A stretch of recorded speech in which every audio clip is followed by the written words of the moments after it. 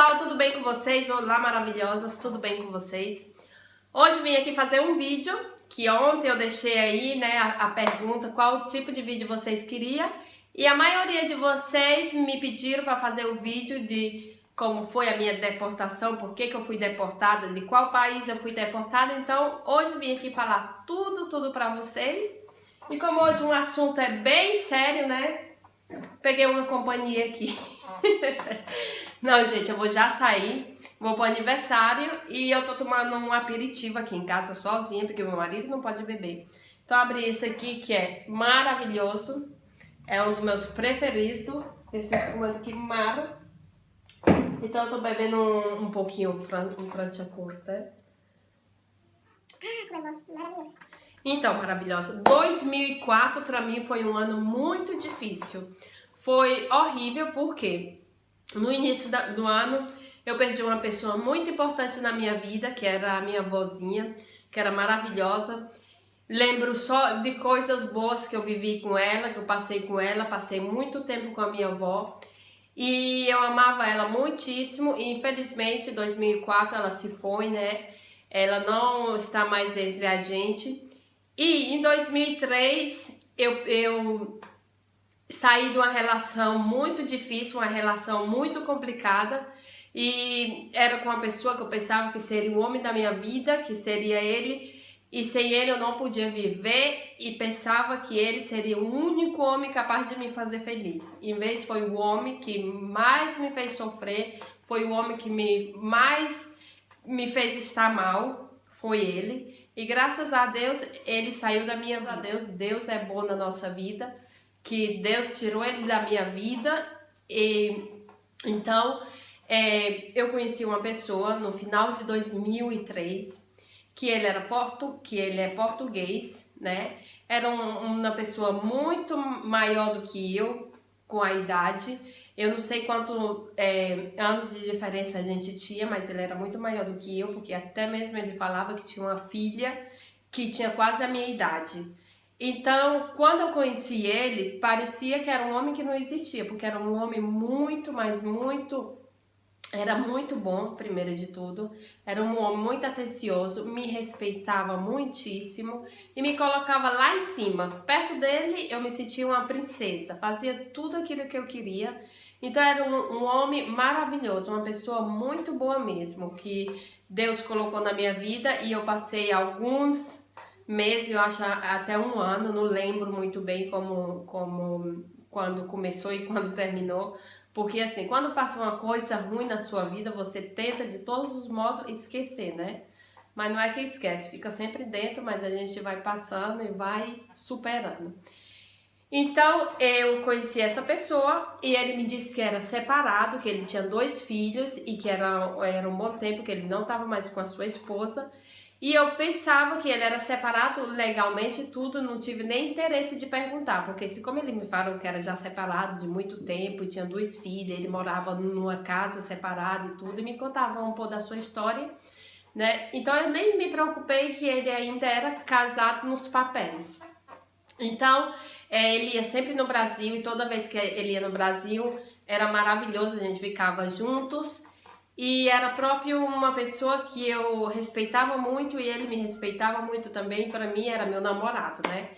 Apesar de a gente ter tanto diferença de idade.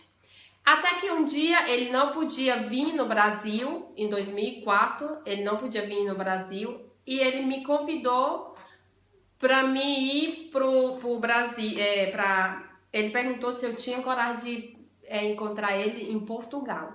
No começo eu fiquei meio assim, porque a gente já se conhecia há um bom tempo, né? Mas uma coisa é ele vir pro Brasil e outra coisa é eu ir para Portugal, que não conhecia ninguém e tudo.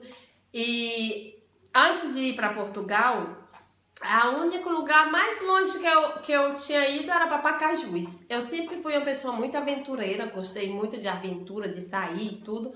Mas viajava pouco porque eu era muito, primeiro de tudo, muito presa pela minha mãe, que ela não deixava eu fazer nada.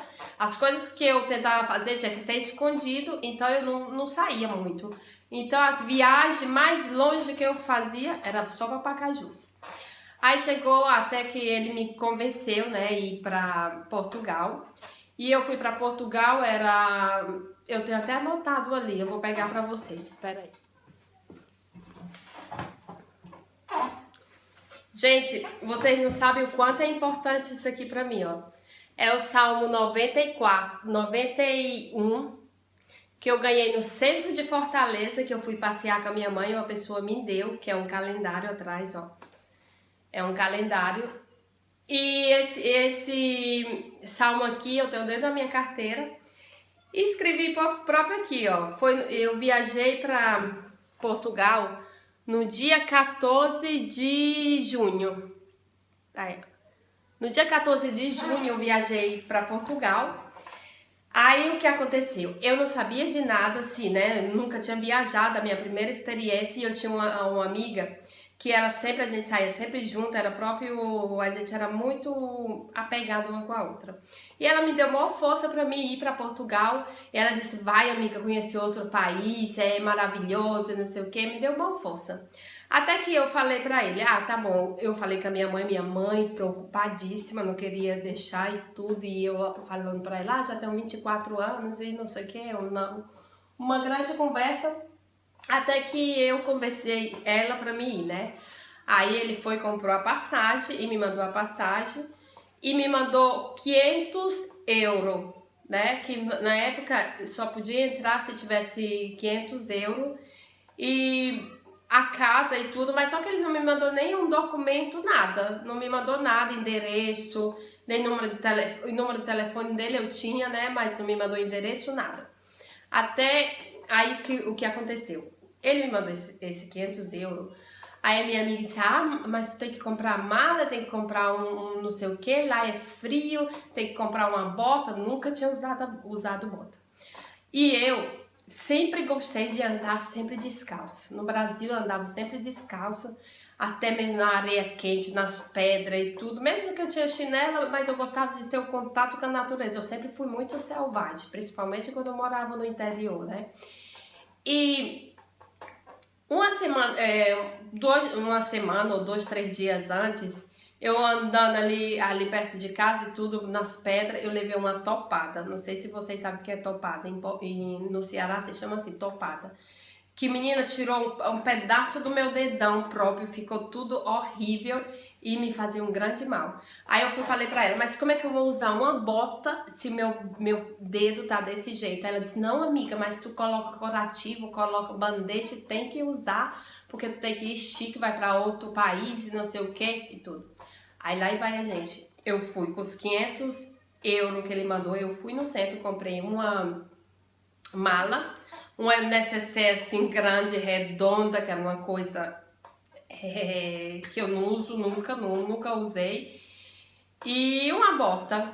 Aí chegou o dia, né, pra ir, aí fui, me arrumei toda, a mãe chorando, lembro como hoje, chorava tanto pedindo pra mim não ir. Quando chegou no aeroporto, me foi deixar lá a minha mãe e a minha tia, e minha tia ainda olhou pra mim e disse: Verônica, você ainda tem tempo de desistir. Você não é obrigada a ir, não vai. E todo mundo me pedindo pra mim não ir, eu disse: eu vou, já tô aqui, eu vou. Aí fui, entrei, fiz o check-in, me tremia mais do que vara verde, e fui. E quando foi no avião, a primeira vez que eu fui andar no avião foi maravilhoso, porque eu me senti livre. Quando o avião saiu assim, ó, me senti livre. Finalmente eu estava fazendo uma coisa sozinha, sem minha mãe, estava me sentindo livre. Aí a viagem foi boa e tudo uma novidade pra mim, né? Quando passou o carrinho com a merenda, tudo uma grande novidade. E todo mundo muito simples, dentro do avião, de tênis, de sapato normal. E só eu com um taco desse tamanho, uma bota horrível. E lá, né, toda uma matuta do interior saindo para ir para a Europa. E quando chegou lá no controle de Portugal, em Lisboa, né, eles me pediram os documentos e tudo, meu passaporte eu dei. Aí quando ele perguntou quanto era que eu tinha, eu disse: tenho 500 euros. Menti. Aí ele foi dizer: aonde que tem? Eu fui de envelope e não tinha 500 euros. Aí eu comecei a chorar, ele falou: mas você disse que tinha 500 euros, mas aqui não tem 500 euros. Aí eu expliquei que Meu namorado me tinha mandado 500 euros para viajar, mas eu precisei e gastei. Aí ela foi, olhou para mim e disse: você vai ficar na casa de quem? Eu disse: do meu namorado. Aí ela foi, e como é o nome do seu namorado? Eu fui, dei o nome dele, o nome e o sobrenome eles me pediram, e dei o número de telefone dele. Aí nisso eles me levaram para uma salinha para esperar lá, né? Aí quando me levaram para essa salinha, já tinha outra pessoa ali que me perguntou se eu ia para lá trabalhar, se alguém tinha me contratado, e me fez um interrogatório, né? Eu sei que fiquei ali respondendo tudo e passei mais de 3 horas dentro dessa sala e nada. Aí até que eu fui e escutei a voz dele do lado, né? Porque ele estava me esperando no aeroporto e ele pedindo pra me ver. Só que eles falaram que não podia. Isso era a Polícia Federal. Aí, um certo tempo, ela chegou, né? Essa que me fez, a primeira que me fez as perguntas. Então ela entrou na sala, me olhou assim e disse: senhora Verônica, você sabia que seu namorado é casado e tem 2 filhas? Eu disse pra ela, sabia que ele tem 2 filhas, mas ele é separado. Aí ela foi e disse assim: mas quem lhe falou que ele é separado? Eu disse: ele é separado porque ele que me falou que é separado, vive até numa outra casa e ele sustenta as filhas, mas não vive mais com a sua esposa. Aí ela foi e me falou assim: olha, ele ainda é casado nos papéis, acabei de falar com a esposa dele e ele tem 2 filhas e eles vivem juntos. Aí, menina, quando ela me falou isso, eu comecei a chorar. Fiquei própria, apavorada e não sabia o que era que ia acontecer comigo, né? E sentia sempre a voz dele do lado pedindo. E eu comecei a chorar, e eu disse: e agora o que é que vai acontecer comigo? Ela foi e disse: olha, você infelizmente não vai poder entrar no nosso país. Você vai ter que voltar para o seu país no primeiro voo que tiver para Fortaleza. Aí, até aí eu disse: ah, graças a Deus, né? Que eu vou voltar no primeiro voo e tudo, e não vai acontecer nada comigo. Porque a minha preocupação, porque como eu não sabia, de acontecer alguma coisa comigo. Então, ela foi: espere que eu vou ver a que hora que vai ter um voo para você. Aí ela saiu de novo, aí depois chegou ela e 2 policial, vestido, né, todo policial, e disse: senhora Verônica, você pode acompanhar a gente? Eu fui acompanhar eles. Aí eu sei que a gente saiu de dentro do aeroporto e fora do aeroporto tinha um carro da polícia, que é assim, tipo aqueles carros da polícia de filme, que não é igual no Brasil, que tem um motorista e outro policial assim na frente, tem uma grade, aí atrás tem tipo assim um banco, né, longo assim, e eles abriram a porta e eu sentei ali. Menina, quando eu sentei ali, me senti presa, né? Porque ela não me explicou nada, não disse pra onde eu ia, nada. Aí eu me senti presa, aí ela foi e olhou pra mim e disse: você vai para disse um nomezinho que eu não lembro, até a gente encontrar um voo pra você voltar pra casa. Aí ali dentro eu chorei tanto, mas chorei tanto porque eu me senti presa, que tinha as grades e tudo, separado dos policiais, 2 policiais, eu sozinha dentro daquele carro, chorei muito. Aí quando a gente chegou ali, aonde eles me levaram, não era um hotel, não era nada, era não era nem uma delegacia, era tipo um presídio, que tinha um monte de sala, era muito grande, era um monte de sala, e tinha uma sala onde ficava só um homem que tinha um monte de televisão, e cada televisão passava a câmera onde tinha os detentos lá, né, os presos lá. Aí quando eu entrei, que eu vi aquilo ali, aí eles me deixaram com esse senhor que fazia o controle de tudo, que olhava essas câmeras e tudo. Aí ele foi dizer: senhora Verônica, venha comigo. Aí me levou, me colocou dentro uma sala lá, um lugar lá. Aí esse lugar tinha um monte de quarto com as portas abertas, e nesses quartos tinha uma beliche de 3 andares. Era 3 camas assim, cheio de beliche.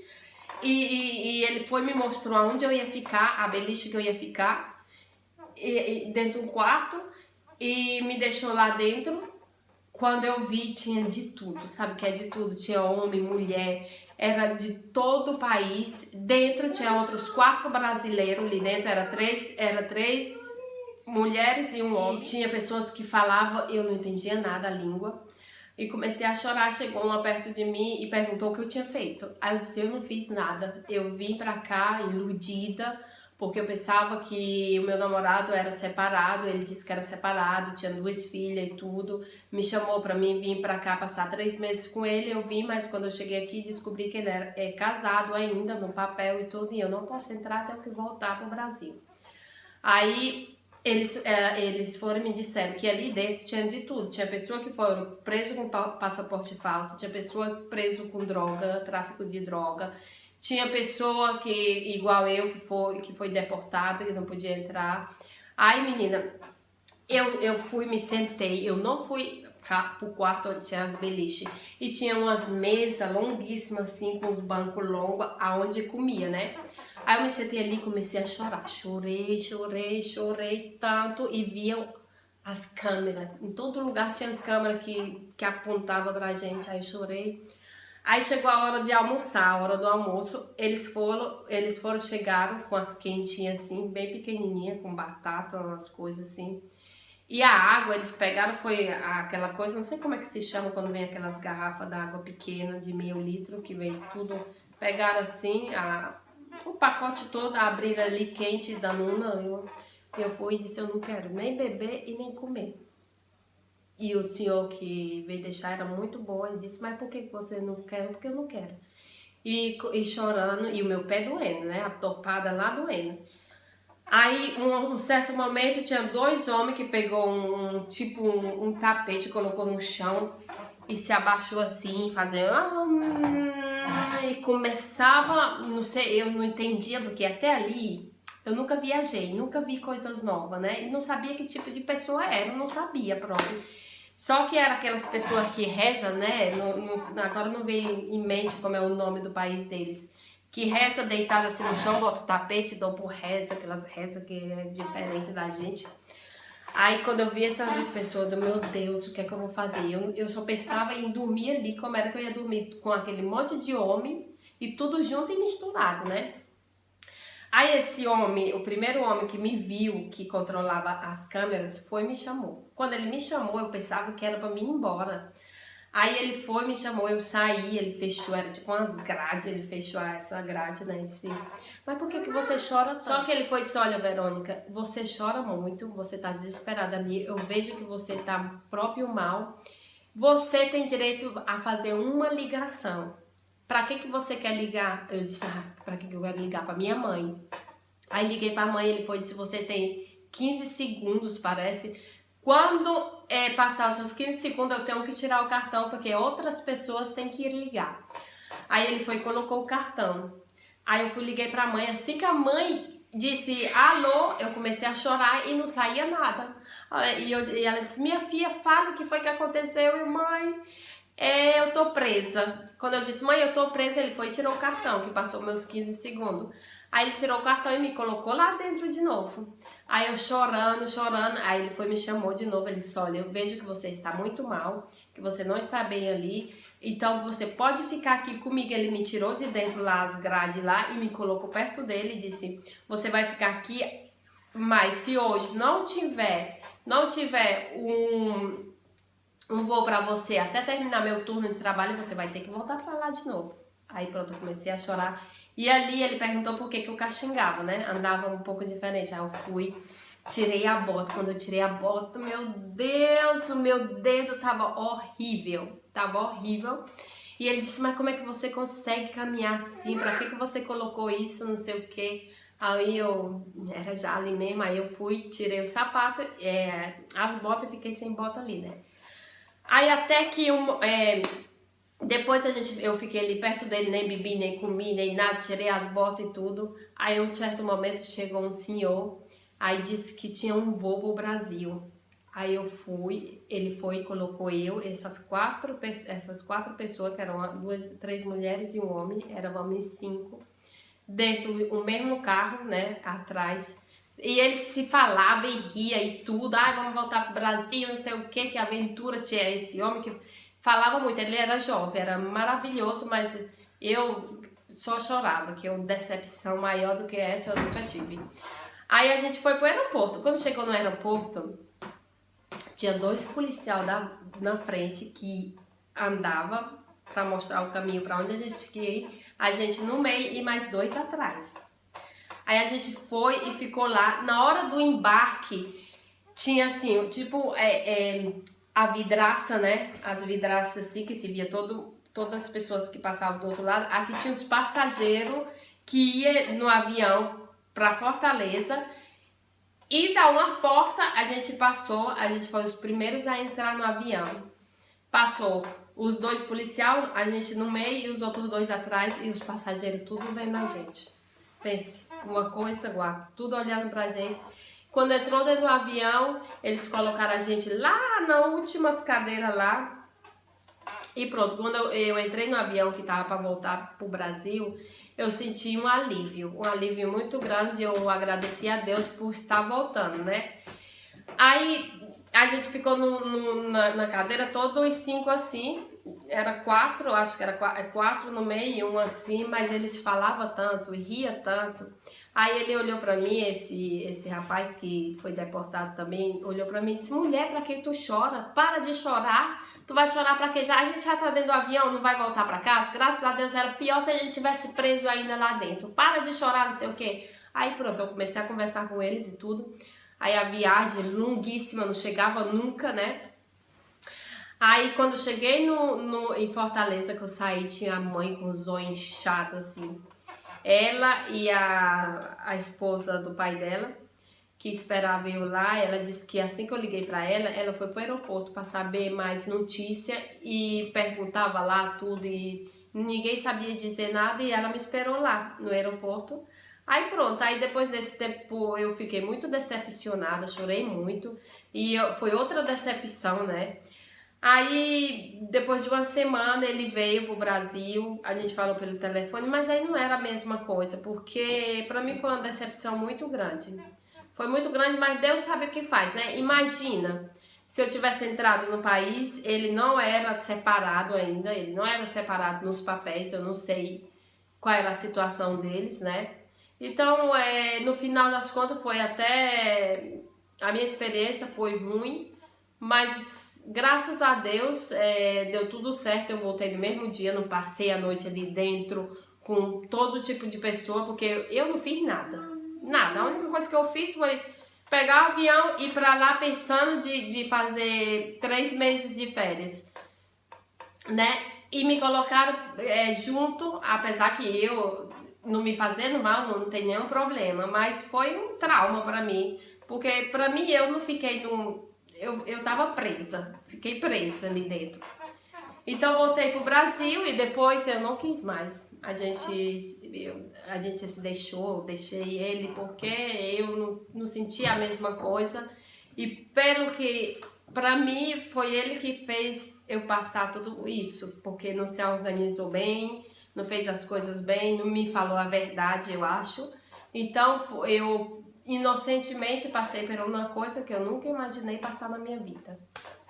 Então é isso aí a minha história e eu tô contando isso aqui para vocês que conhecem estrangeiro e tudo. Vocês têm que ter muito cuidado, não confiar bem, vocês têm que se organizar muito bem para fazer uma viagem, pegar informação. Se você não sabe, vocês podem ir na embaixada, porque por exemplo aí em Fortaleza tem a embaixada italiana, né? Então todo país tem a sua embaixada, pode ir na Polícia Federal. Então vocês têm que se formar o máximo possível para não passar esses constrangimentos, porque eu digo uma coisa, é muito ruim mesmo. E eu passei muitos anos sem falar nesse assunto. As pessoas me perguntavam, eu não queria falar o que tinha acontecido realmente, só quem sabia era minha mãe, esposa do meu avô que foi buscar no aeroporto. Minha família sabia dessa história, nem todas não sabiam, porque eu quis esconder o máximo possível. E muita gente falou dessa história, falou de mim, até mesmo quando eu cheguei aqui na Itália, falaram de mim, dessa história, porque as pessoas assim, elas pensam de saber tudo da sua vida, mas não tem a coragem de vir para você e perguntar. Então elas falam de você, elas sabem tudo da sua vida, sabem até coisa que você não sabe, mas ninguém tem coragem de vir perto de você e te perguntar, né, a verdade. Então é isso aí, gente. Essa foi minha experiência. Não foi muito boa, mas eu superei e isso me serviu de lição. Todas as vezes que eu vou fazer alguma coisa, que eu vou fazer uma viagem, qualquer coisa, eu me informo antes, estou com o olho mais aberto e com certeza isso não acontecerá nunca mais, se Deus quiser. Se Deus quiser, né? Então é isso aí, maravilhosas. Espero que vocês tenham gostado desse vídeo. Se você gostou, dá um joinha. Se você não é inscrita, se inscreve aqui no canal. E até o próximo vídeo. Tchau!